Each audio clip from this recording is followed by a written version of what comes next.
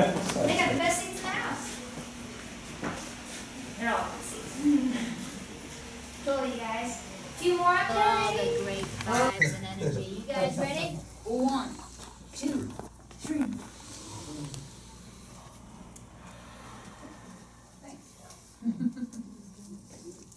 All right. Did you feel that? Can you feel it?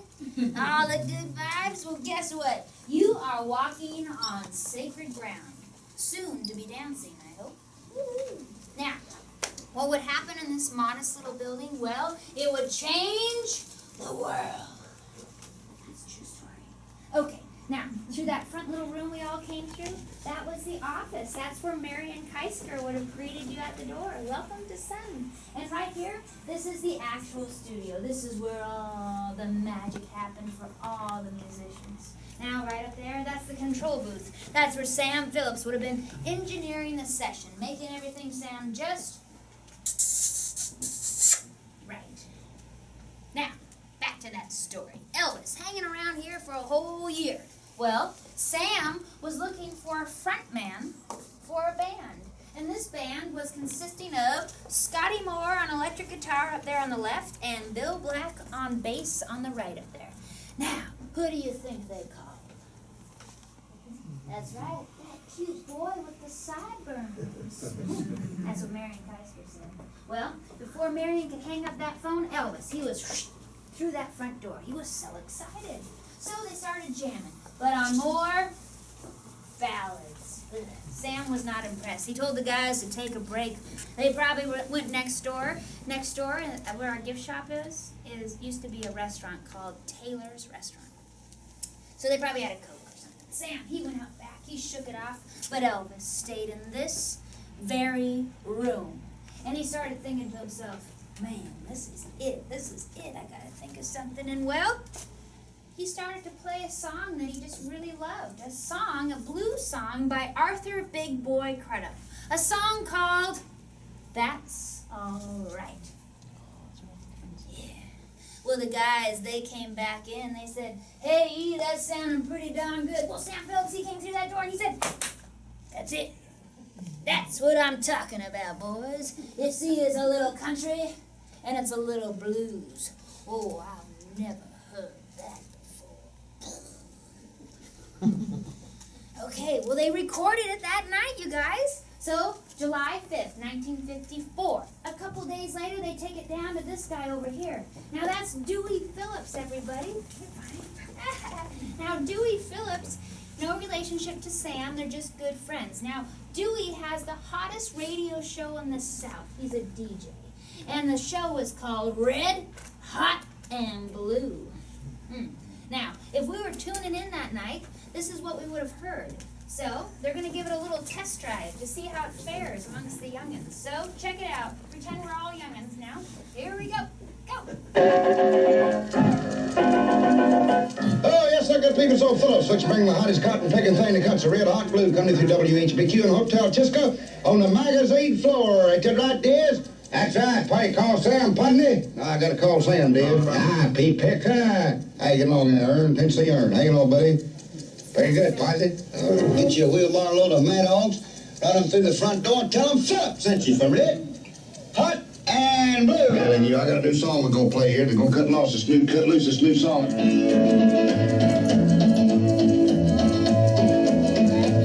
Well, that's all right, Mama. That's all right for you. That's all right, Mama. Just any way you do, that's all right. That's all right. That's all right, Mama. Any way you do. Woo! The kids went nuts. They went crazy for it. They would call Dewey up and Dewey would play that song 14 more times that night. Whoa, that's a hit. Now, Sam realized he had something sizzling hot in his hands, and he signed Elvis the very next day to a 3-year contract, and he released that record. Now, Elvis would only be here for a year and a half. He would put out 5 records before Sam Phillips would sell his contract to RCA for $35,000. Woo! Wait. $35,000? That's not a lot. Sounds like a bad business deal, but I can assure you everything turned out just fine. Now, before I go to that story, though, I'd like to kind of lighten the load a little bit. I'm going to kind of paint the scene of what it was like to record back here in the day. Now, over there, there's an X, and who's ever standing on or near that X, you are Scotty Moore on electric guitar. One of you can both be Scotty. Scott Teeth. Okay, and right here, over there, oh, there's another X. That's Bill Black on bass, everybody. Looking good, Bill Black.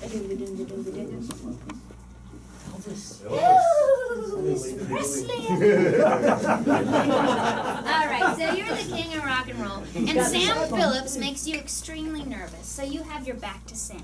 Now, over there, sir, you're going to be Johnny Bonero on drums, air drums. Now, this is fitting for our weather outside. They're working on a song called "When It Rains, It Really Pours," and something funny is going to happen. Carl Perkins is in the front office, and he is making funny faces at Elvis. That's our job. We're going to go like this to Elvis. So, you guys ready? Scene 1, take 1, action. Hopefully you would Oh my gosh! about my troubles. Here we go.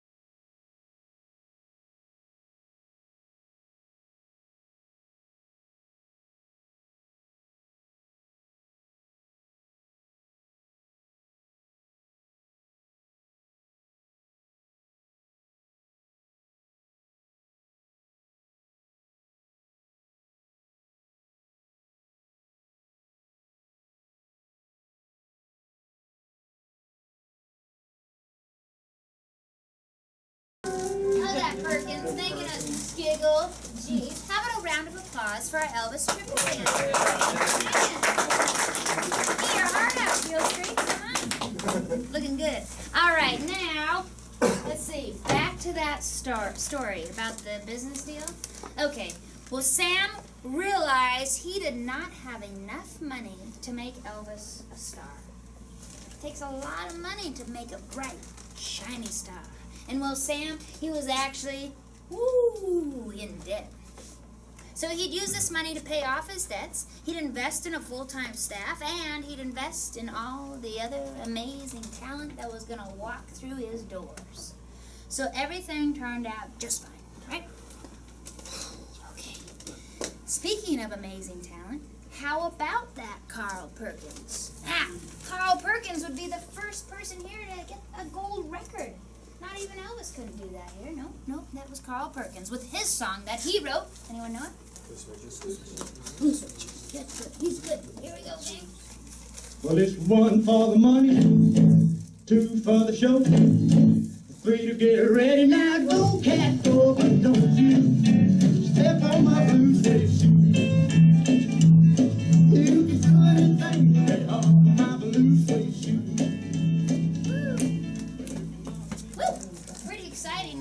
Now that song would be one of the first songs to go to the top 10 on all 3 charts. So top 10 on country, pop, and rhythm and blues. Wow. He'd also be a major influence on the Beatles. They loved him. Okay, so now how about the next cool guy? An unknown salesman. The Man in Black.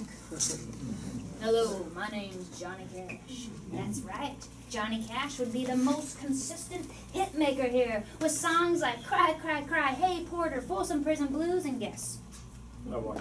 Oh, not even one step. You're good. At least be good at charades. Okay, I'm gonna go right here.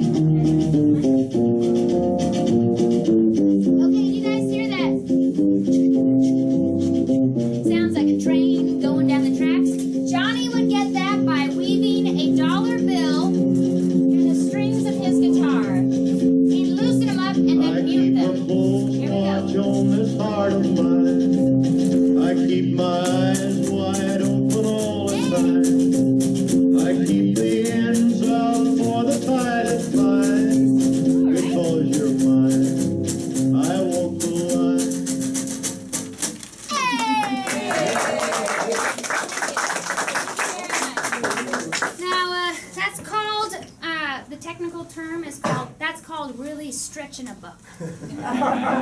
Sorry, I had to do that. Okay, gang, how about the next groovy dude? The guy with the sunglasses on, cool shades. Roy Orbison, that's right. Now, Roy would only be here for a year and a half. He wasn't too crazy about this sun rockabilly thing, but he did have a hit. And that hit was called Ooby Dooby! Hey, baby, jump over here when you do the ooby dooby. I'm trying to be there, ooby dooby, ooby dooby, ooby dooby, ooby dooby, ooby dooby,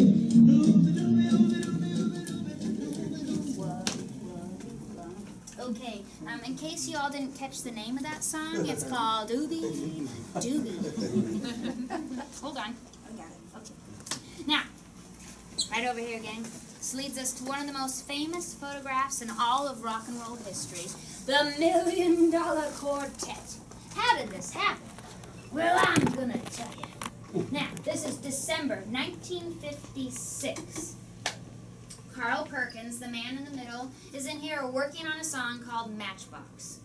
Oh, that guy over his left shoulder there, that's an unknown piano player by the name of Jerry Lee Lewis. Yes, he is being paid $12 a day to come in here and do his thing. He is the session piano player. Awesome. Now, that guy down there at the piano, Elvis Presley, well, he's a big star now. He's out in California making movies, but he just happens to be in town visiting. And he'd like very much to say hi to his friends up here at Sun, so he comes walking through the door.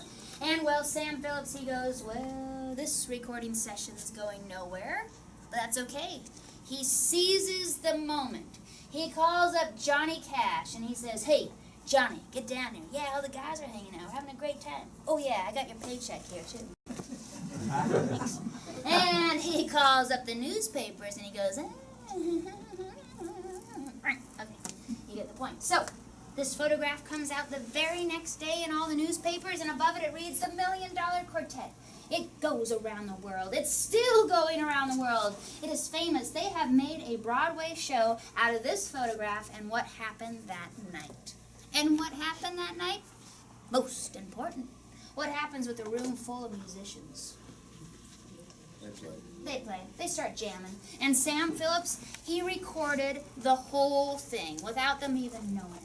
Here you have it, gang.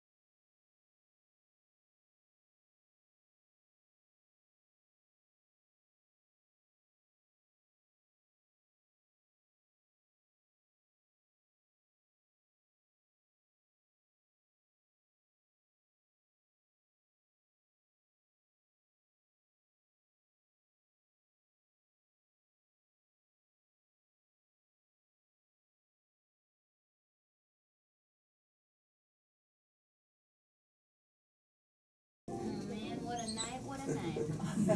Special. Now, did you all hear that heavy-handed piano player coming in? Sure. Jerry Lee Lewis, the killer, the ultimate bad boy of rock and roll. Now, how about Jerry Lee? He would have the two biggest hits here. Whole lot of shaking going on, recorded in one take, and great balls of fire. You shake my nerves and you rattle my brain. Too much love drives a man insane. You broke my will, but what a thrill. Goodness gracious, great balls of fire. I let you love all I know is money. You came along and woo, now honey, I've changed my mind. This love is fine. Goodness gracious, great balls of fire. Yes, you guys rock. Okay. So now it's coming around the bend, but the 1960s. And remember, we only had a 10-year lease on this building? Well, Sam, he just felt like he outgrew the space, so he picked up shop and he moved a couple blocks that way and opened up a new recording facility called the Phillips Recording Service. It's still open today. Pretty awesome. But that would leave Sun empty for 25 years. No music. Until the guy said, hey, let's get back together and go cut a record over at Sun. And they did. There they all are, the class of 55, everybody. This is 1985. This album did great. It won a Grammy, of course, and now we have rock and roll stars lining up outside that door, wanting to come in here and record. Well, who's recorded here? We've had Bonnie Raitt, Ringo Starr, Paul Simon, Beck, Def Leppard, Maroon 5, myself.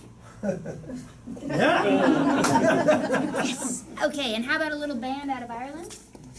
You too, yes. 3 songs off their album Rattle and Hum, featuring one of the great artists that we started up with upstairs. Pardon me, I'm getting tongue-tied. Remember that guy? B.B. King, yes. On a song called When Love Comes to Town. It was a big hit. It did great. So now, you might be wondering, well, what's going on in here now, Lana? Please tell us. Well, in the daytime, we give tours to all of our friends visiting from all around the world. That's you guys. And at nighttime, we're still a working studio. Still putting out the records. From big stars to little nobodies. It still happens right here. And, well, why do they want to come here? Well, because y'all haven't picked up on what I've been talking about for the last few years. I just don't know what to do. But no, it's the history. It's the magic. It's what happened here. This room holds the Sun sound. The very floors you are walking on are original. The ceiling, wall tiles, the cool acoustic baffling, the light fixtures, all original. Now, Sam did take most of his gear to the new studio, but we've been putting vintage gear and new gear back in here, and it sounds perfect. Now, I can't predict the future. I really don't know what's going to happen, but who knows? Maybe, just maybe, the next Elvis Presley might walk through the doors, or a female Elvis Presley. We just don't know.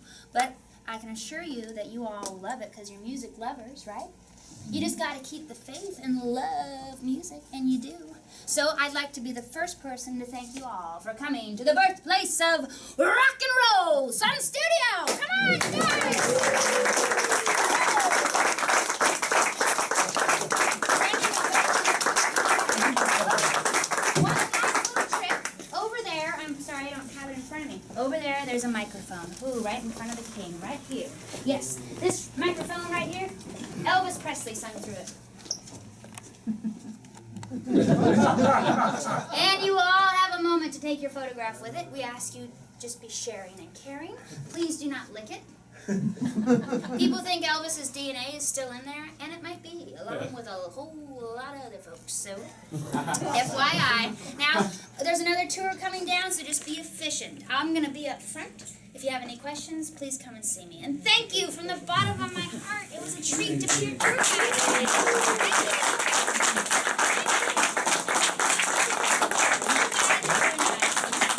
Well then, tips, they are not necessary. No. But they are 100% appreciated. So thank you. Here you go, gang. Thank you. I'll see you up front.